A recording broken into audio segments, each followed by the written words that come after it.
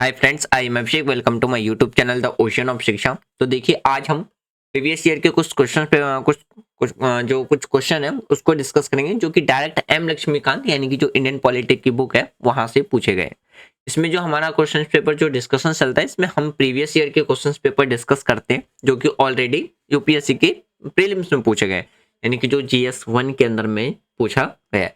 जो कि हमारा क्या है, अभी टॉपिक वाइज यूनिट वाइज अभी हम इसको डिवाइड करके डिस्कस कर रहे हैं। जैसे कि पहला था हमारा हिस्ट्री का, तो हिस्ट्री यूनिट जब हमारा कंप्लीट हो गया तो हिस्ट्री यूनिट के अंदर हमने 4 सीरीज डिस्कस किया था। पहला जो सीरीज था हमारा वो था एशियंट हिस्ट्री का। दूसरा हमने डिस्कस किया था मिडिवल हिस्ट्री। तीसरा हमने डिस्कस किया था, जो तीसरा सीरीज चला था वो था आपका मॉडर्न हिस्ट्री का। और चौथा चला था इंडियन नेशनल मूवमेंट। इस तरीके से 4 सीरीज में हमारा जो यूनिट 1 था हिस्ट्री का वो बटा हुआ था। उसी तरीके से हमारा भी पॉलिटिकल चल रहा है, तो पॉलिटिकल भी क्या है, 4 सीरीज में बटा हुआ है। अभी हम दूसरा सीरीज डिस्कस कर रहे हैं जो कि है इंडियन गवर्नमेंट एंड वर्ल्ड के बारे में, जिसमें भी रिसेंटली हम अभी वैसे अगर बात करें तो जो भी हमारी कंट्री के अंदर पॉलिटिक्स के रिगार्डिंग में जो क्वेश्चंस हैं जो ऑलरेडी प्रीलिम्स में पूछे गए थे, उसी पे भी हम डिस्कस कर रहे हैं, जो कि हमारा भी टॉपिक वाइज है। जब हमारा पॉलिटी सेक्शंस कंप्लीट हो जाएगा तब हम स्टार्ट करेंगे इसके बाद जियोग्राफी कंप्लीट होने के बाद हम इकोनॉमिक स्टार्ट करेंगे। इकोनॉमिक्स खत्म होने के बाद फिर हम सीसेट के कुछ क्वेश्चन डिस्कस करेंगे जो कि ऑलरेडी पूछे जा चुके हैं। देखिए, जो हम प्रीवियस ईयर क्वेश्चन पेपर की बात करते हैं, जो काफी ज्यादा इंपॉर्टेंट और सिग्निफिकेंट रोल प्ले करता है हमारे प्रिपरेशंस के टाइम पे। वो इस तरीके से, आप जब वो सिलेबस एनालाइज करने के बाद जब आप सिलेबस पूरा ओवरऑल देख लेते हैं कि किसी भी एग्जाम का सिलेबस क्या है, तो कहा जाता है कि आप किसी भी जो सिलेक्टेड कैंडिडेट है या आप किसी भी अगर आप पूछें किसी भी वेल टीचर से जो अच्छा पढ़ाते हैं, एक्सपीरियंस टीचर से, तो वो पहला सजेस्ट आपको यही करते हैं कि भाई सिलेबस देखने के बाद एक बार आप क्वेश्चन पेपर जरूर एनालाइज करें, ताकि आपको ये पता चलता रहे कि किस पैटर्न पे सवाल आपसे पूछा जा सकता है, कौन सा इंपॉर्टेंट टॉपिक है। तो एक लेंथी सिलेबस में आप इंपॉर्टेंट टॉपिक जो फाइंड आउट कर सकते हैं, उसके लिए काफी इंपॉर्टेंट हो जाता है कि आप प्रीवियस ईयर क्वेश्चन पेपर एक बार जरूर एनालाइज कर लें।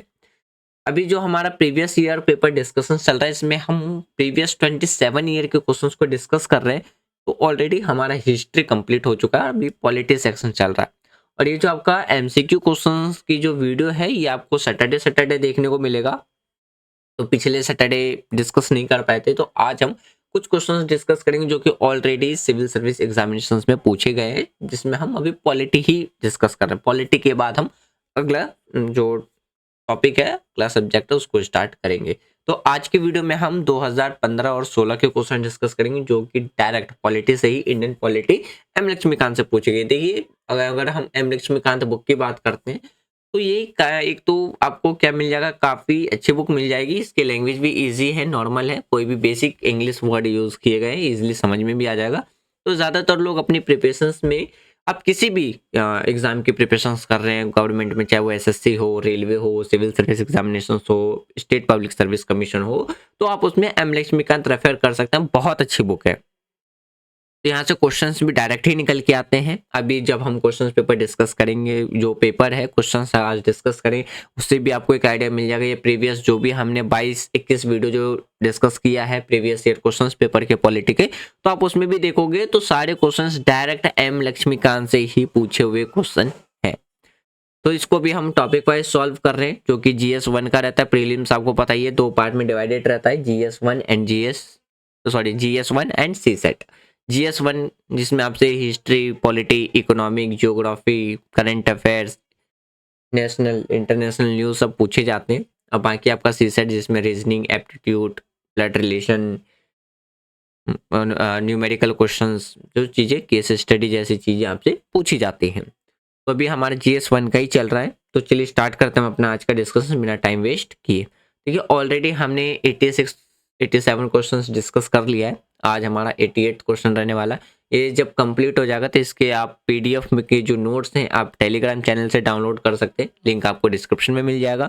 यदि आप टेलीग्राम नहीं यूज़ करते हैं तो भी आप टेंशन मत लीजिए, व्हाट्सअप पे भी चैनल बना हुआ, उसका भी लिंक आपको डिस्क्रिप्शन में मिल जाएगा, तो आप डिस्क्रिप्शन से डाउनलोड कर सकते हैं। तो देखिए, यहाँ पे जो क्वेश्चन आपसे पूछा गया है वो डायरेक्ट पूछा गया है किसके रिगार्डिंग में, यूनियन गवर्नमेंट के रिगार्डिंग में, यानी कि जो हमारा केंद्र सरकार है या आप इसे संघीय सरकार की बात कर लो, तो संघीय सरकार के रिगार्डिंग में 3 स्टेटमेंट दिए गए हैं। तो 3 स्टेटमेंट में से बताना है कि कौन सा स्टेटमेंट करेक्ट है। तो देखिए, अगर आप में से किसी भी जिन कैंडिडेट ने 2000 या जिस स्टूडेंट ने 2021 में 22 या 23 में एग्जाम दिया होगा, तो उनमें आपने देखा होगा कि इस एग्जामिनेशन में जो क्या है, ऑप्शन के पैटर्न को चेंज कर दिया गया है। जहां पे आपके पास पहले एलिमिनेशन मेथड के और फॉर्म में ऑप्शन देखने को मिलता था, तो इस बार इस पैटर्न को चेंज करके क्या कर दिया गया है, पेयर के फॉर्म में चेंज कर दिया गया है। जैसे कि जो आपका ऑप्शन ए बन जाता था वो क्या बन जाता था, ओनली 1 पेयर आर करेक्ट।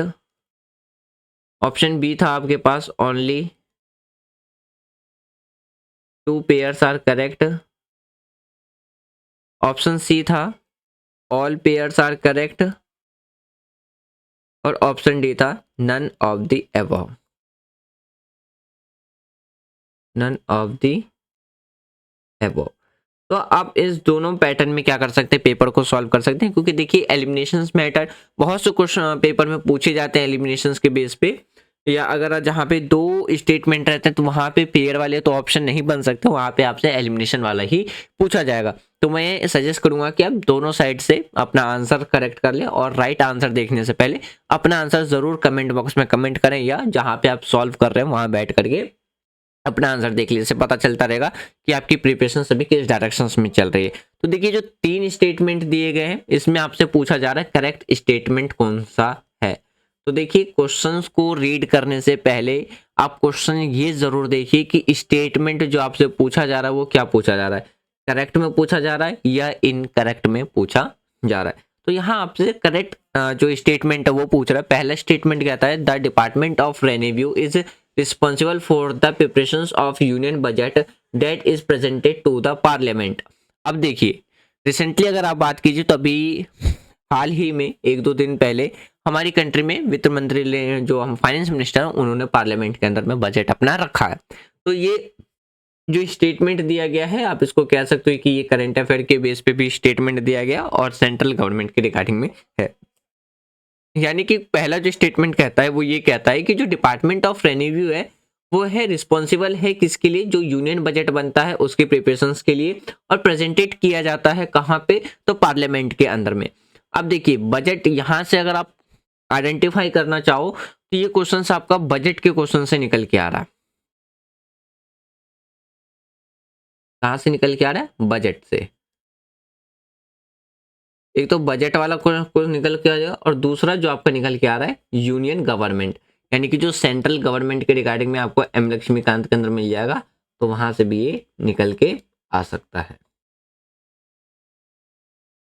दूसरा कह रहा है no amount can be withdraw from the consolidated fund of India without the authorization from the parliament of India. मतलब कि देखिए, भारत की जो संसद की अनुमति के बिना जो कंसोलिडेटेड फंड ऑफ इंडिया है, जो कोई भी जो फंड है वो या कोई भी अमाउंट राशि नहीं निकाली जा सकती है। तीसरा स्टेटमेंट कहता है all the disbursement made from public account also need the authorization from the parliament of India. यानी कि जो भी आपका सार्वजनिक फंड है, यानी कि जो भी पब्लिक अकाउंट है, पब्लिक अकाउंट के लिए जितनी भी यानी कि पब्लिक अकाउंट के लिए किए गए सभी जो यानी कि संवंतरणों के लिए भारत की संसद प्राधिकरण की आवश्यकता होती है।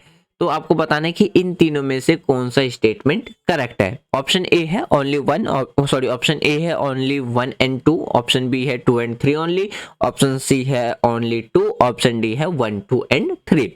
तो अब आपको बताना है कि इनमें से करेक्ट ऑप्शन कौन सा है। तो इसका जो राइट आंसर आपको मिलेगा वो मिलेगा आपको ऑप्शन सी, यानी कि सिर्फ और सिर्फ हमारा दूसरा स्टेटमेंट सही है, बाकी पहला और तीसरा स्टेटमेंट गलत है।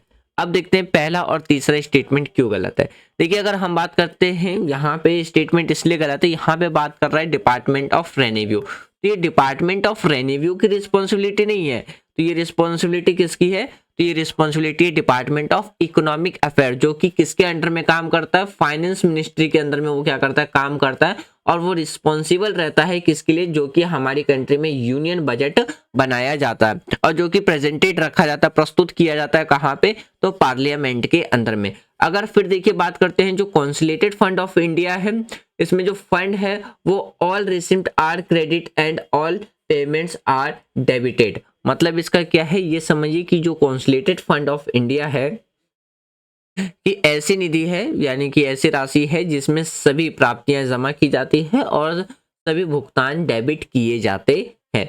वहां पे फिर देखिए अगला देखते हैं, no money can be upon, यानी कि अप्रोप्रिएट इशू और withdraw issued or drawn out of the consolidated fund of India without the authorizations from the Parliament of India।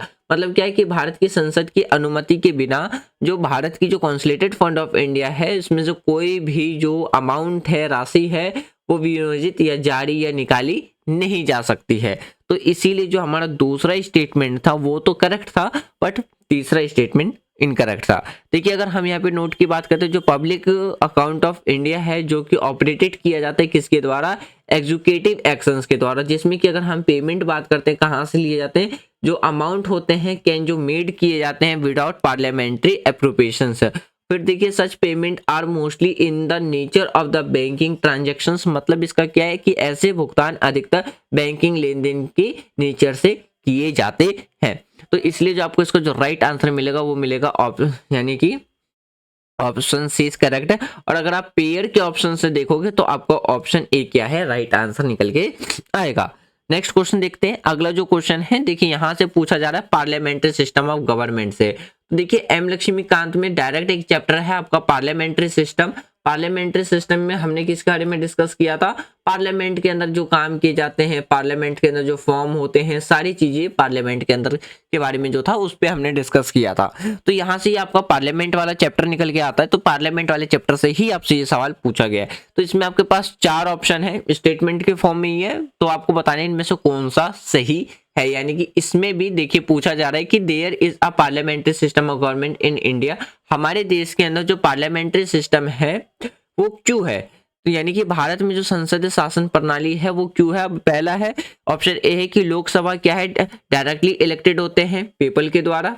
Option B है पार्लियामेंट कैन अमेंड, अमेंड का मतलब होता है संशोधन करना, यानी कि चेंज करना कॉन्स्टिट्यूशंस के अंदर। तो पार्लियामेंट क्या कर सकता है, हमारे संविधान में चेंज कर सकता है। ऑप्शन सी है Rajya Sabha can not be dissolve, यानी कि राज्यसभा कभी भी डिसॉल्व नहीं होता है। और ऑप्शन डी है कि काउंसिल ऑफ मिनिस्टर रिस्पॉन्सिबल है किसके लिए, लोकसभा के लिए। तो इन चारों जो ऑप्शन है उन ऑप्शन में से आपको ये बताना है कि जो पार्लियामेंट्री सिस्टम ऑफ गवर्नमेंट है हमारे देश में वो क्यों है। अब देखिए चारों स्टेटमेंट देखोगे तो आपको लगेगा कि चारों स्टेटमेंट सही है। वैसे अगर आप कॉन्स्टिट्यूशन अमेंडमेंट का चैप्टर पढ़ लो तो वहां पे भी ये लिखा रहेगा कि जो पार्लियामेंट है वो अमेंड कर सकता है, राज्यसभा कभी डिसॉल्व नहीं होता राज्यसभा को, इसलिए हम कहते हैं कि एक परमानेंट हाउस भी है। काउंसिल ऑफ मिनिस्टर की बात करते हैं तो वो रिस्पॉन्सिबल रहता है, लोकसभा की बात करो तो वहां पे इलेक्टेड रहते हैं। तो अब आपको बताना है कि इसका राइट ऑप्शन क्या होगा। तो इसका जो राइट ऑप्शन मिलेगा वो मिलेगा आपको ऑप्शन डी। क्यों, तो देखिए जो काउंसिल ऑफ मिनिस्टर है वो रिस्पॉन्सिबल है किसके लिए, लोकसभा के लिए। और इसीलिए हमारी कंट्री में क्या देखने को मिलेगा, पार्लियामेंट्री सिस्टम ऑफ गवर्नमेंट देखने को मिलेगा। देखिए अगर हम एग्जीक्यूटिव की बात करते हैं जो पार्लियामेंट्री सिस्टम के अंदर वो रिस्पॉन्सिबल रहता है किसके लिए, legislature for all the actions के लिए। और जो मिनिस्टर्स होते हैं वो आंसरेबल रहते हैं किसके लिए, पार्लियामेंट, और रिस्पॉन्सिबल रहते हैं लोकसभा के लिए। देखिए आपको ये चीज पता होगा जब हम पार्लियामेंट की बात करते हैं तो पार्लियामेंट में क्या है, 3 बॉडी मिलकर हमारा पार्लियामेंट बनता है। 3 बॉडी कौन कौन सा, देखिए पहला है हमारा लोकसभा,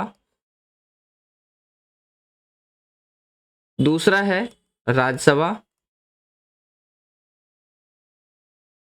और चौथा आपको तीसरा देखने को मिलेगा प्रेसिडेंट।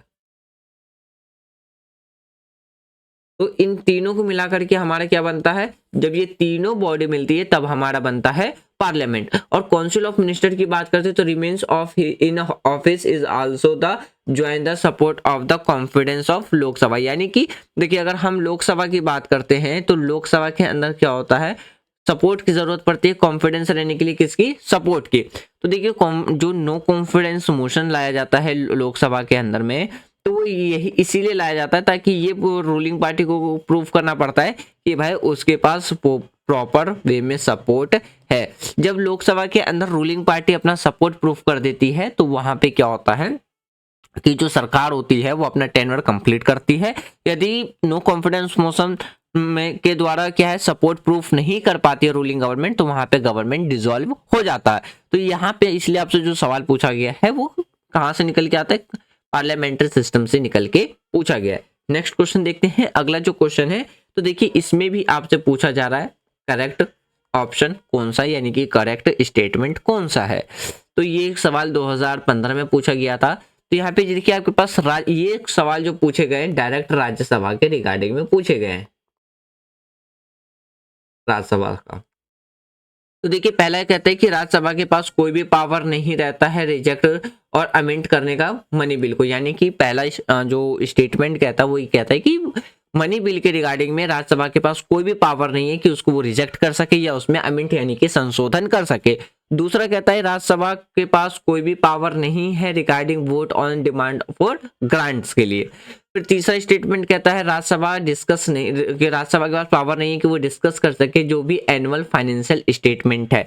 देखिए ये जो आपका एनुअल फाइनेंशियल स्टेटमेंट है इसे हम शॉर्ट में कहते हैं बजट। तो देखिए हमारे कॉन्स्टिट्यूशंस के अंदर में तो डायरेक्ट आपको बजट वर्ड यूज नहीं किया गया, वहां पे जो वर्ड यूज किया गया है एनुअल फाइनेंशियल स्टेटमेंट का वर्ड वहां पे यूज किया गया है। तो अब आपको बताना है कि इन तीन स्टेटमेंट में से कौन सा स्टेटमेंट करेक्ट है। आप इसको यहाँ पे पेयर वाला भी कर सकते हैं, only one pair correct, option B हो जाएगा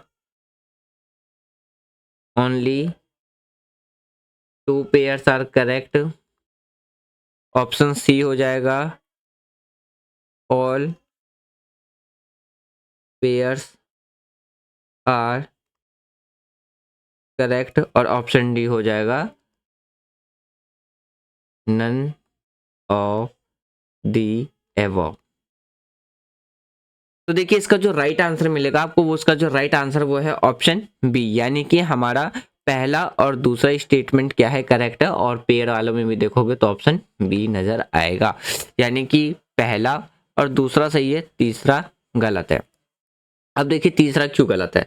अगर बात करते हैं जो मनी बिल है वो कैन नॉट, वो राज्यसभा में इंट्रोड्यूस नहीं किया जाता है, ये किया जाता है लोकसभा में। फिर राज्यसभा की बात करते हैं, राज्यसभा के पास कोई भी पावर नहीं रहता है कि वो जो एनुअल फाइनेंशियल बजट है यानी कि जो बजट है जो स्टेटमेंट है उसको वो क्या कर सकता है, या तो रिजेक्ट कर सकता है या अमेंड कर सकता है। तो मनी बिल के रिगार्डिंग में कोई भी पावर उनके पास नहीं है। फिर देखिए बात करते हैं ये सिर्फ ये रिकमेंडेड कर सकते हैं मनी बिल के रिगार्डिंग में, और राज्यसभा में डिस्कस किया जा सकता है budget, but can not be vote, उसमें वोट नहीं किया जा सकता है कि डिमांड किसके लिए, ग्रांट्स के लिए। तो इसीलिए जो हमारा जो इस हाँ एक चीज और ये याद रखिएगा, तो इस रिगार्डिंग में क्या है लोकसभा मनी बिल के रिगार्डिंग में लोकसभा के पास क्या है कुछ विशेष अधिकार मिल जाते हैं। तो इस वजह से आपका पहला एंड दूसरा स्टेटमेंट क्या है करेक्ट है और तीसरा स्टेटमेंट इनकरेक्ट है। Right answer is option B. Next question देखते हैं। देखिए अगला जो क्वेश्चन है यहाँ पे आपके पास बिल के रिगार्डिंग में कुछ स्टेटमेंट दिए गए, यानी कि देखिए when a bill is refer to a joint sitting of the both of houses of the parliament it has to be passed by. मतलब देखिए जब किसी विधेयक को संसद के दोनों सदनों की संयुक्त बैठक में भेजा जाता है तो इसे यानी कि इसे जो पारित कब पारित करना होता है या इसे जो पारित करना होता है इसके रिगार्डिंग में सवाल आपसे पूछा गया है। आपके पास चार ऑप्शन है, चार ऑप्शन में से बताना है कि कौन सा ऑप्शन करेक्ट है। पहला ऑप्शन कहता है कि अ सिंपल मेजोरिटी के द्वारा। देखिए ये वाला जो सवाल आपसे पूछा जा रहा है ये आपसे पूछा गया है हमारा जो एम लक्ष्मीकांत का जो चैप्टर है कॉन्स्टिट्यूशनल अमेंडमेंट वहां से निकाल के पूछा गया है, कॉन्स्टिट्यूशनल अमेंडमेंट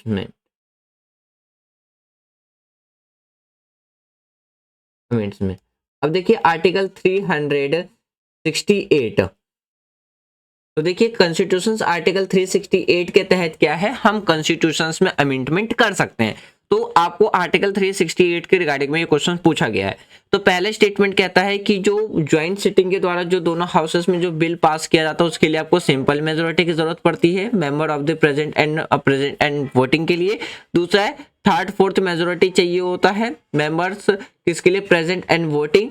थर्ड है 2/3 मेजोरिटी ऑफ द हाउस, और डी है absolute majority of the house. तो इन चारों ऑप्शन में से बताने की कौन सा स्टेटमेंट करेक्ट है।